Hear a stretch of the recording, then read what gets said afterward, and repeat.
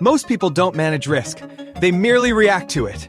High-level operators don't avoid danger, they design around it before it exists. And here's what no one tells you. Risk isn't about what might go wrong. It's about what you're blind to. The moment you believe risk is volatility, uncertainty, or bad luck, you've already lost. Because while you're hedging outcomes, elite operators are auditing their perception. They know the real threat isn't the market crashing, the deal collapsing, or the plan failing. It's operating with a hidden gap between what they think they see and what's actually there. This isn't risk management. This is cognitive architecture. And if you've ever made a safe decision that backfired, or taken a bold bet that felt right but failed silently, you weren't wrong about the stakes. You were blind to your own blind spot. That ends now. You do not fail because the world is unpredictable. You fail because your brain edits reality and never tells you it has done so. Think of your mind like a military-grade satellite feed. It does not show you the whole battlefield. It shows you what it has been programmed to prioritize. Everything else, filtered out as noise. But elite operators know. The real threat is not in the highlighted zones. It is in the blind sectors the system was never designed to see. Here is how this plays out in real life. A founder raises $10 SIM based on flawless unit economics. Customer acquisition cost, stable. Lifetime value, rising. Retention, strong. On paper, 0 red flags. 6 months later, the company collapses. Not because the metrics lied, but because no one asked. What assumptions are these metrics built on? Turns out, their entire model assumed iOS privacy settings would stay static. Apple changed them overnight. Game over. This is not an outlier. It is the rule. A 2023 study from MIT Sloan analyzed 147 strategic failures across Fortune 500 firms. The finding? In 89% of cases, the data was available beforehand. The failure was not lack of information. It was failure to interrogate the lens through which they interpreted it. That is the core insight. Risk is not external volatility. Risk is internal misalignment between your mental model and reality. And here is where most people go wrong. They treat risk assessment a cash list. Did we cover all scenarios? Operators treat it like a mirror. What am I not seeing, and why? Your brain is wired for efficiency, not truth. It suppresses ambiguity to create the illusion of control. That is useful for crossing the street, but catastrophic when navigating complex systems, which is why high-level operators build what cognitive psychologists call metacognitive buffers. Deliberate pauses before decisions to ask, not what could happen, but what am I assuming must be true for this to work? This simple shift moves you from reactive defense to proactive architecture. You stop managing outcomes, start auditing perception. This is why your risk assessments fail before you even start.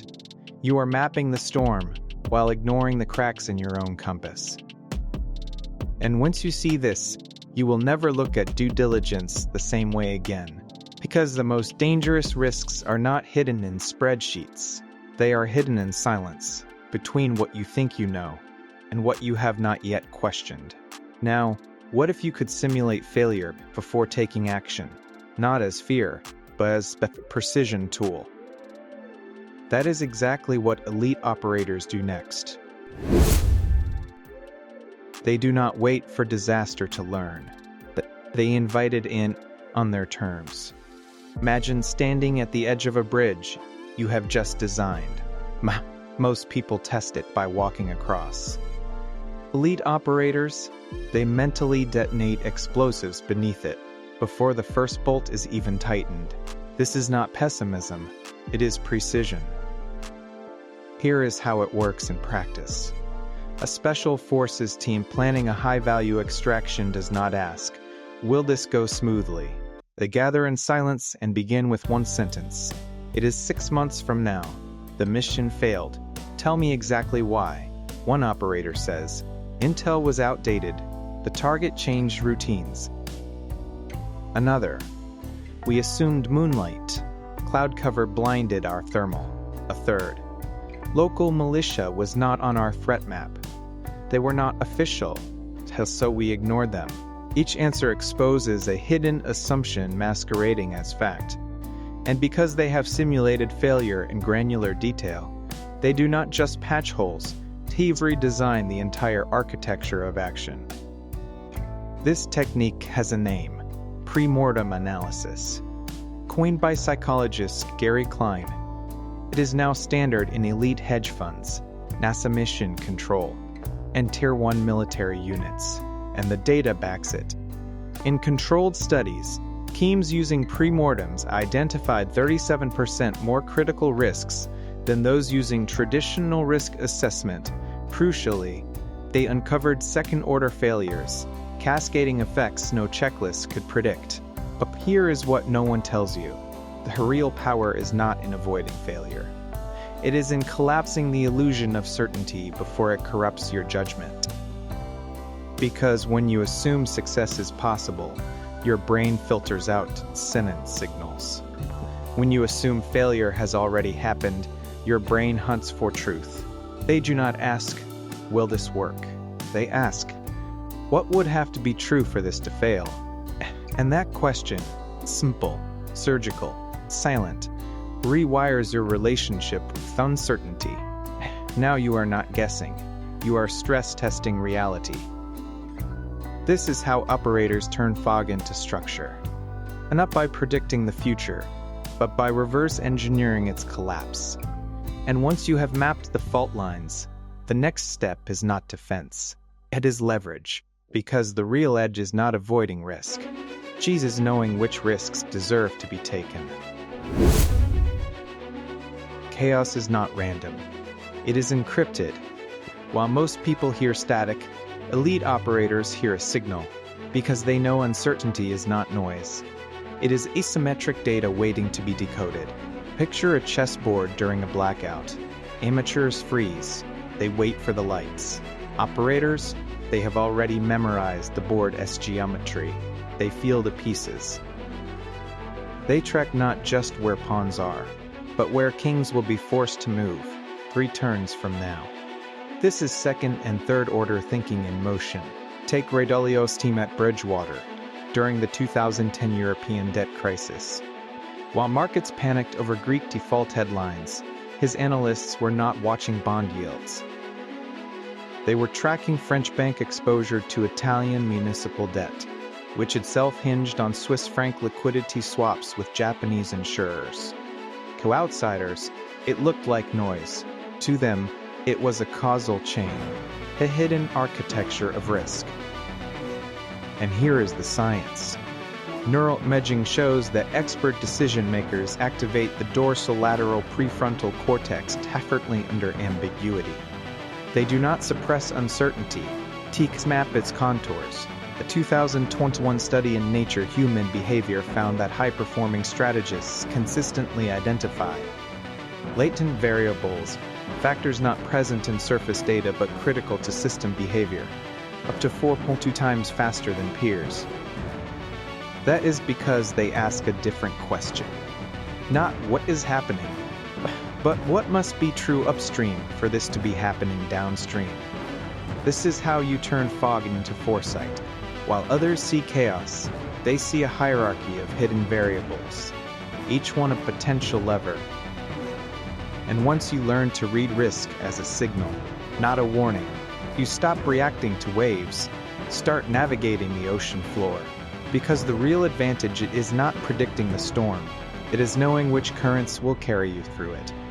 Now, what if your greatest vulnerability is not what you cannot control, but your obsession with what you think you can? Your obsession with control is making you more vulnerable, not less. Picture a skyscraper built to withstand 100 miles per hour winds. It's anchored in soil that turns to sludge when it rains. It looks unshakable until the first storm drains the ground beneath it. That is the control illusion, mistaking surface stability for systemic resilience. Most people, founders, executives, even elite athletes, spend 80% of their energy optimizing what they can control. Schedules, KPIs, habits, checklists. Meanwhile, the real threats lurk in the uncontrollables. Black swan regulation shifts, supply chain fractures, silent team attrition, cognitive fatigue masquerading as focus. Here is a brutal example. In 2022, a fast-growing SAS company nailed every internal metric, churn below 2%, NPS above 60, runway for 18 months. Then Apple updated its privacy policy. Overnight, their driven acquisition model collapsed. Why? Because they would engineered perfect control over their funnel, but never stress-tested the external scaffolding holding it up. This is not rare. It is epidemic. A Harvard Business Review analysis of 312 startup failures found that 73% of well-run companies collapsed not from poor execution, but from overconfidence in controllable variables while ignoring fragile dependencies. Elite operators do the opposite. They deliberately inject volatility into the uncontrollables, not to predict them, but to build anti-fragility. Nassim Taleb's concept is not theoretical.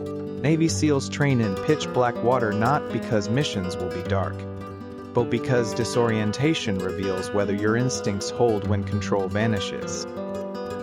Hedge funds run red team scenarios where core assumptions like USD liquidity or cloud uptime are stripped away overnight. Their goal? Not to prevent chaos, to ensure chaos strengthens them.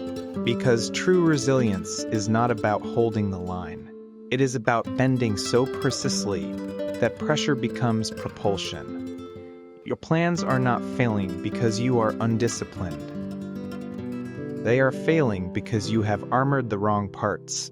And once you stop worshiping control, you finally see what actually matters. Now, what if the biggest risk you face is not external at all, but your brain's addiction to short-term certainty? They do not delay gratification, they collapse time. Your brain is wired to betray your future self. Right now, in this second, it is trading tomorrow as stability for today as ease, without asking permission. Imagine standing on a bridge that stretches decades into the future. Most people only see the first few planks, the next quarter, the next launch, the next win.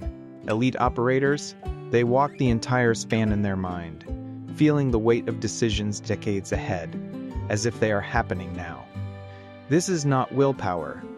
It is neurotemporal anchoring. Take Jeff Bezos while Wall Street demanded quarterly profits, he wrote in his shareholder letter, "If we can keep our eyes on the long term, we will be able to make bold bets that others cannot." But here is what he did not say publicly. Every major decision at Amazon was filtered through a silent question. Will this look like a mistake in 10 years? That is not forecasting. That is future self-embodiment, and neuroscience confirms it works. Murray studies show that when people activate self-continuity, the neural link between present and future identity, they make dramatically different choices. In one landmark experiment from Stanford, participants viewed age-progressed avatars of themselves saved 30% more for retirement than control groups. Why? Because the brain stops seeing the future as abstract and starts treating it as real, immediate, and personal. High-level operators weaponize this. Before signing a deal, launching a product, or even hiring an executive, they run a micro-ritual. They close their eyes and ask, "What will my 65-year-old self thank me or curse me for deciding today?" The answer does not come from logic. It comes from visceral alignment, because risk is not just about what could go wrong next month. It is about whether your current path roads or compounds your future optionality. They do not resist temptation. They dissolve it by making the future feel closer than the present. And once you learn to compress regret into the moment of choice, you stop making decisions that haunt you later. Now, what if the most powerful risk protocol is not public, is not scalable, and is not even spoken aloud? What if it happens in total silence, once a week? No one sees these rituals. That is why they work. Forget dashboards. Forget risk matrices. The most potent calibration tools of elite operators are not shared in boardrooms. They are practiced alone, in silence, at the same hour each week. Think of a master watchmaker. He does not shout about precision. He does not post his tools online. He simply returns, every 7 days, to disassemble his own timepiece, not because it is broken, but to ensure nothing has drifted. This is the essence of the ignorance audit. A private, non-negotiable ritual where high-level operators ask 3 questions. What did I assume this week that turned out false? Where did I confuse confidence with clarity? What am I avoiding looking at? Because it would force me to change course. Ray Dalio built Bridgewater on radical transparency, but even he reserves certain reflections for solitude. Naval Ravikant writes weekly air logs, not to track mistakes, but to map the shape of his blind spots over time. A Tier 1 operator we studied conducts a 20-minute cognitive autopsy every Sunday night. No notes, no audience, just raw confrontation with his own misjudgments. And here is the science. Procedural memory, kind that turns actions into instinct, is encoded most deeply during low stimulus, high focus states. A 2024 study in neurons showed that individuals who performed weekly self-calibration in sensory minimal environments developed 2.8 times faster error correction reflexes under pressure than those relying on reactive feedback alone. Because humility is not a virtue here. It is a performance protocol. These rituals are not about doubt. They are about maintaining signal fidelity in a world designed to distort it. You will not find them in productivity apps. They do not scale. They do not trend. They cannot be outsourced. They are the reason operators stay aligned when everything else fractures. And the moment you adopt one, even a 5-minute version, you cross a threshold from someone who manages risk to someone who embodies resilience. Because true control is not loud. It is the quiet recalibration that happens when no one is watching. And now, you know what comes next is not a call to action. It is a return to silence. Most people walk into uncertainty armed with plans. Elite operators walk in armed with questions. You have seen it now. Risk is not volatility. Turd is blindness. It is not managed through control, but through calibration. It is not solved in boardrooms, but in silence. Remember that ache you have felt before? The one after a smart decision backfired. Not because you lacked data, but because you never questioned the lens you used to read it. That pain was not failure. It was your first signal of a blind spot. And now you have the protocol. Audit your ignorance. Simulate collapse. Map hidden chains.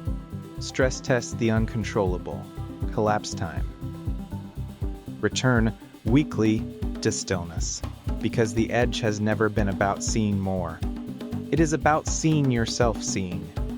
But here is what comes next. Because mastering risk is only half the battle. What if the reason quiet individuals consistently outmaneuver louder rivals is not restraint, but strategic invisibility? What if silence is not absence, but architecture? That is the subject of our next transmission, Silent Power. Hey, why quiet people often win in the end. This is not for everyone, but if you recognized yourself in these words, if you have ever chosen depth over noise, precision over performance, you are not alone. You are part of a quiet cohort. The ones who operate in the gap between perception and reality. The ones who know. True power does not announce itself. It recalibrates and moves.